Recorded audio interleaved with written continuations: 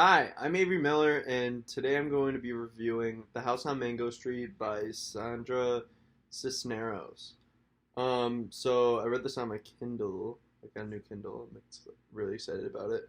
Um, but this book was awesome. I really liked it. It was easy to just. So I stopped reading it one night and picked it up and just finished it the next morning because it's such a quick read.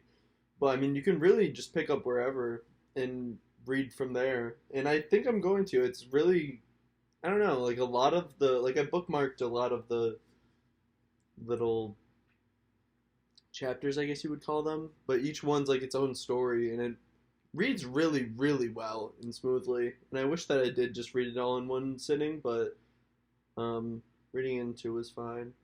Uh, I really liked the main character, and honestly, my favorite part about it was the author's note, just because of how long it was and how like it kind of felt like its own chapter, just because of how like long it was. But it was so good, and it was really painted the scene of what Mango Street was and what it was to her, and how she wanted to change it, and how she has changed it just by writing this book, probably. Um, and I don't know. I really thoroughly liked it.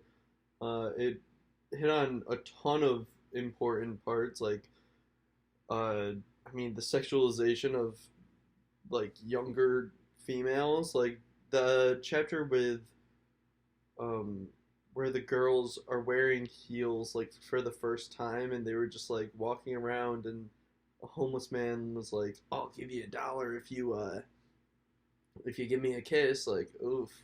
And it's a real thing. Like, it's a problem. It's messed up, but it's very honest. It's a very honest book, and I really liked it. I'm trying to think of what else I had. I can look through my bookmarked, but I know like another really powerful chapter to me was um, there's one that it doesn't really like. It kind of hints towards the main character of being raped, but you don't really know if like that's. But just by reading it, it was so it was tough to get through. But yeah, overall, I really liked it, and I would recommend this to anyone. I feel like it would be a really good like coffee table book, just because you can pick up wherever. You can. It's just. I think you could dissect this with a classroom, like any chapter. You wouldn't even have to read the whole book, but it'd be easy to teach the whole book since it is so short. And honestly, like scheduling certain, oh, you have to be by this, like to this chapter by like Friday, it wouldn't be a problem. Like kids should like, at least like high school kids should be able to read this in like a few sittings, like maybe.